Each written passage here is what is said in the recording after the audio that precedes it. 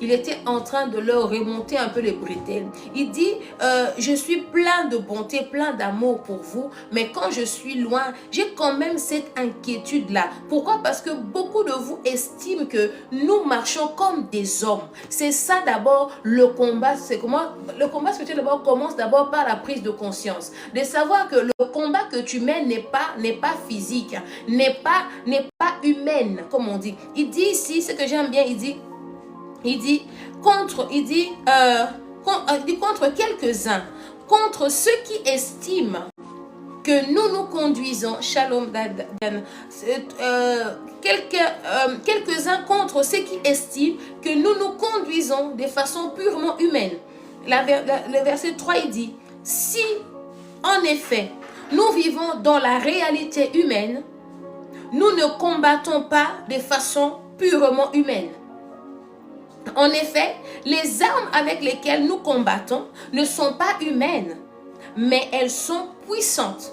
Grâce à Dieu, pour renverser les forteresses, nous renversons les raisonnements et tout obstacle qui s'élève avec orgueil. Ah, ça j'aime bien. Il dit, nous renversons toute connaissance qui s'élève avec orgueil contre la connaissance de Dieu. Et nous faisons tout penser prisonnier. Ah, nous faisons tout penser prisonnier pour qu'elle obéisse à Christ. Donc, si quelqu'un te dit que non, moi j'ai la connaissance, parce que moi on m'a dit que Dieu n'existe pas, parce que moi on dit que nous sommes en train de faire de ce, donc nous sommes en train de condamner tous ces pensées, parce que aujourd'hui on parlera le combat que nous menons tous les jours, c'est d'abord le combat des pensées, la guerre des pensées.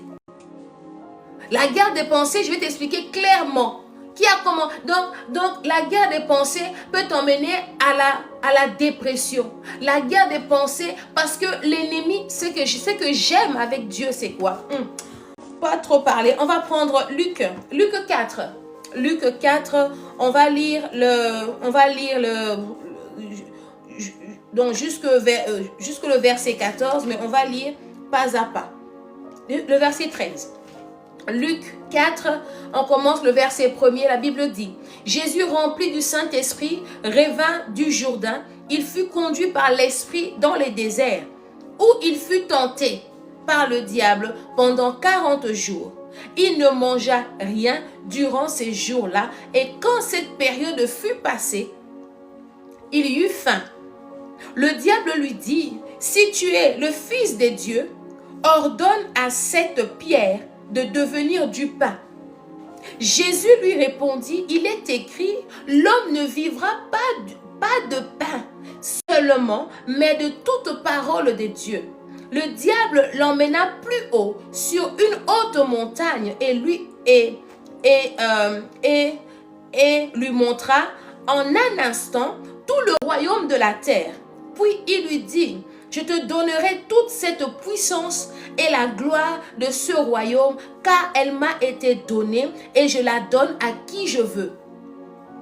Si donc tu te prosternes devant moi, elle sera toute à toi. Jésus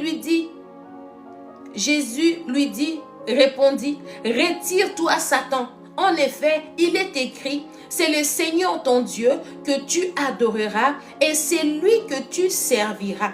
Le diable le conduisit encore à Jérusalem, le plaça au sommet du temple et lui dit, si tu es le Fils de Dieu, jette-toi d'ici en bas, car il est écrit, il donnera à ton sujet d'ordre à ses anges de te garder et ils te porteront sur les mains de peur que ton pied ne heurte une pierre. Jésus lui répondit, il est dit, tu ne provoqueras pas le Seigneur ton Dieu.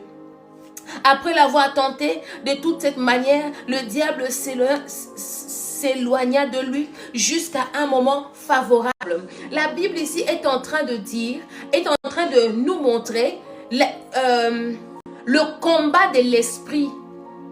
Les combats des pensées. Ça veut dire ici, on dit, Satan tenta Jésus dans les déserts.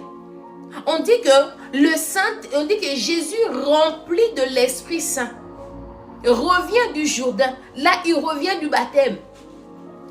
Il fut conduit par l'esprit dans le désert, où il fut tenté par le diable. Mon frère, ma soeur, le diable ne va jamais te tenter des choses que toi tu ne penses pas. C'est nous-mêmes qu'on donne la matière au diable. Le diable n'a pas de matière. Le diable prend seulement tes pensées. Il prend seulement ce que toi, tu es en train de penser dans ta tête. Tu es en train de faire mijoter en toi. C'est souvent les pensées obscures qui est au fond de toi. Parce qu'on dit que après cette période, pendant 40 jours, Jésus jeûna et puis il eut faim. Donc Jésus, en lui, il a senti la faim. Et il voulait manger, ce qui était normal. Pour un homme normal, quand tu as faim, c'est de manger. Et là maintenant, il était au désert. Il n'y avait rien à manger. C'est là où le vrai combat commence. Il est au désert. Il a faim. Il n'y a rien à manger. Et là maintenant, on voit l'ennemi qui surgit. Il dit, mais tu es Jésus. Tu es quand même donc le Fils de Dieu. Prends ces pierres, transforme ça en pain. Combien de fois tu étais dans une situation, très compliquée et tu sens en toi les mauvaises pensées qui montent. Mais c'est pas seulement parce que si on regarde toute pensée, quand on regarde ça en réalité, n'était pas mauvais. Mais il faut voir maintenant dans l'esprit. Parce qu'en réalité, Christ avait faim. C'était la logique. Un homme a faim, un homme doit manger. Ça, c'est la réalité. Mais la vérité, c'est que l'homme ne peut pas seulement vivre du pain physique. C'est que l'homme doit aussi apprendre à nourrir son esprit.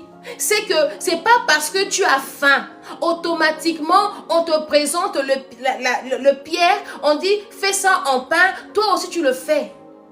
Souvent, ce que nous faisons, c'est ça. On se dit, mais c'est quand même normal. Moi, j'ai faim, on me présente ça et je prends ça. C'est quand même normal. Donc ici, dans ces pays, ça marche comme ça. Eh bien, je dois marcher comme ça. Ça, c'est la réalité. Et notre combat, nous, le diable utilise la réalité. Le diable va utiliser, il va souvent... Donc, j'ai toujours dit, quand on propose quelque chose à une personne, c'est pas toujours mauvais. Quand on peut donner un conseil à une personne, c'est pas que le conseil là est mauvais, non. Mais la personne qui reçoit ce conseil, il doit examiner. La personne à qui on a conseillé doit maintenant juger, doit avoir le discernement. Est-ce que ce qu'on me dit, c'est bien ou c'est mal? C'est pour cela que Dieu a dit, j'ai mis la vie et la mort devant toi. Mais je te conseille, choisis la vie. Combien de fois tu n'as pas été tenté et tu es tombé dedans? Si tu regardes la première tentation, l'ennemi n'a pas utilisé la parole de Dieu. Mais arrivé au troisième, il dit, mais il est écrit. Le diable connaît aussi, il est écrit. Parce que quand il te tente